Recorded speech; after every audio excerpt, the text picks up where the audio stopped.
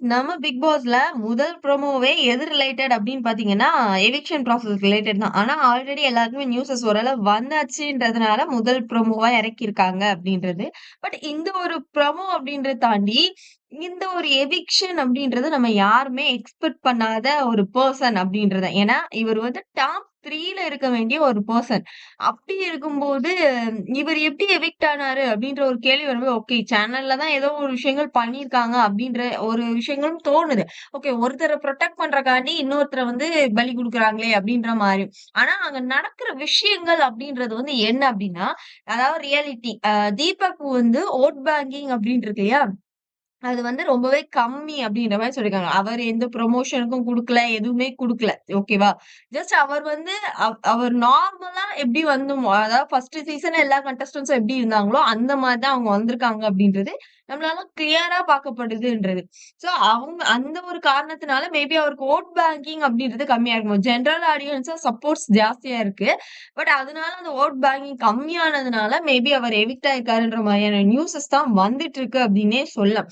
ஆனா, அ இது வந்து உள்ளுக்க இருக்கவங்கள பொறுத்தவரைக்கும் பயங்கரமான ஒரு குழப்பத்தை ஏற்படுத்தும் அப்படின்றது. இப்போ மத்த கண்டஸ்டன்ட்ஸ் எவிக்ட் ஆனதுக்கும், தீபக் வந்து எவிக்ட் ஆனதுக்குமே நெறைய டிஃபரன்ஸ் இருக்கு நான் நெனைக்கிறேன். ஏன்னா, ஃபர்ஸ்ட் அரகன் அப்படின்ற ஒரு நேம வாங்கி, இன்னைக்கு வந்து இந்த அளவுக்கு மக்கள டெக்கோரம்க்கு பேர் போன ஒரு ஆள் நீங்க தான் அப்படின்ற ஒரு நேம் எடுத்து வீட்டுக்குள்ள இருக்கிறதுன்றது ஈஸியான ஒரு விஷயங்கள் கிடையாது.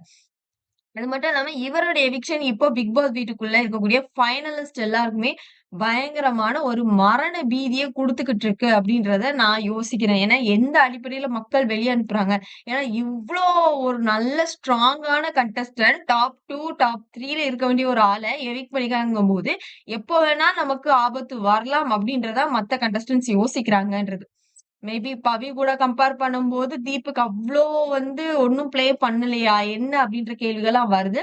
இன்னொன்னு என்ன அப்டின்னா, இப்போ இது வந்து பொங்கல் செலிப்ரேஷன் வீக் அப்டின்றதுனால, அதுக்கேத்த அரேஞ்ச்மெண்ட்ஸ் அப்டின்றது வீட்ல எல்லாம் ரெடி பண்ணப்பட்டிருக்கு. எப்பவும் லிவிங் ஏரியால உட்கார்ந்து தான் பேசுவாங்க. இன்னைக்கு வெளிய மெயின் டோர் பக்கத்துல நீட்டா சேர்ஸ் அரேஞ்ச் பண்ணி, கீழ நம்மளோட ஃபைனலிஸ்ட் மேல ரீஎன்ட்ரி வந்தவங்கலாம் உட்கார்ந்துருக்காங்க. ஸோ அரேஞ்ச்மெண்ட்ஸ்லாம் சும்மா தாறுமாறா வேற லெவல்ல இருக்கு அப்டின்றது. ஸோ அந்த டைமிங்ல இந்த எவிக்ஷன் அப்டின்றது வந்து கொஞ்சம் ஷாக்கிங்கா இருக்கும் அப்டின்றதா அது கொஞ்சம் கஷ்டமான ஒரு விஷயமாவும் இருக்கும்ன்றது. அவரு அந்த எவிக்ஷன் கார்ட காட்டுனதுமே எல்லாருமே பயங்கர ஷாக் அப்டின்றத. ஏன்னா, பவித்ரா அவங்க தான் எவிக்ட் ஆவாங்கன்ற ஒரு மைண்ட் செட்ல இருந்திருக்காங்க. அப்டி இருக்கும்போது சடனா வந்து இப்டி நடந்தது அப்டின்றது வந்து எல்லாருக்குமே ஷாக். இவ்ளோ ஒரு ஸ்ட்ராங் கண்டஸ்டன்ட் எப்டிங்க எவிக்ட் ஆவாங்க? அப்டின்ற ஒரு கேள்விக்குள்ள போறாங்க. முத்துலாம் தலையில அடிச்சுக்கிட்டாரு முடியல அப்டின்ற மாரி. அது வந்து ஒரு ஷாக்கிங்கான ஒரு விஷயங்கள் அப்டின்றத நம்மளால பார்க்க முடியும். சோ இப்ப ரீஎன்ட்ரி கண்டஸ்டன்ட்ஸ் எட்டி பார்த்தா, "டேய் என்னென்னலாம் உருட்டுனீங்க? என்னடா இதெல்லாம்?" அப்படின்ற ஒரு கேள்வி அந்த இடத்துக்குள்ள வரும் அப்படின்ற இதுக்கப்புறம் எந்த ரீஎன்ட்ரியோட ஒப்பீனியனையும் அவங்க அங்க ஸ்ட்ராங்கா நம்பணும் அப்படின்ற அவசியம் இருக்காதுன்றது இது பார்க்கும்போது தெரியுது அப்படின்றது தான். இத பத்தின உங்களோட ஒப்பீனியன்ஸ் என்ன அப்படின்றத மறக்காம கமெண்ட் பாக்ஸ்ல குடுத்துருங்க.